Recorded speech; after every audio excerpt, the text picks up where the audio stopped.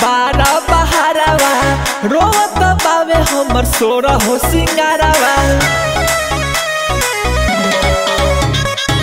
सुनाए सोनिया तू तो बारा बहारवा रोवत बावे हमर सोरा हो सिंगारवा।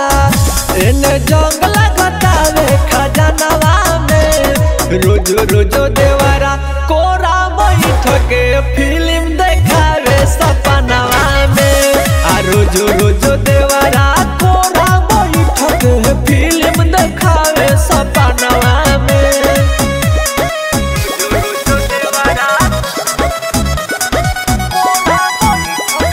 रिकॉर्डिंग स्टूडियो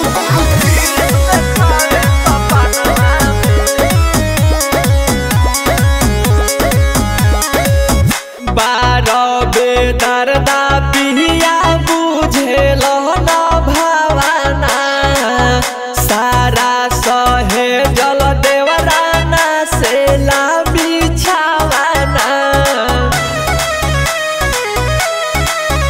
लगतावे कदी ऐसन घात राजा दिनो रात रहे छतिए पहात राजा।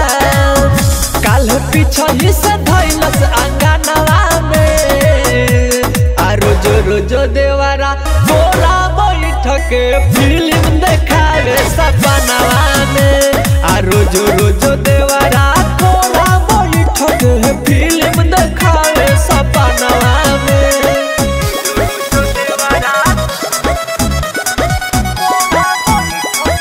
रिकॉर्डिंग स्टूडियो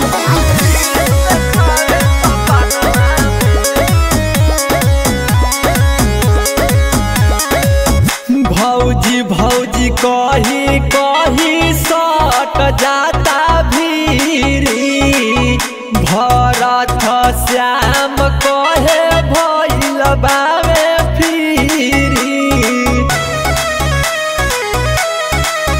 चुमा मांगे कहे त चखना बा बड़ी बिगड़ल अमरेश कृष्णा बा।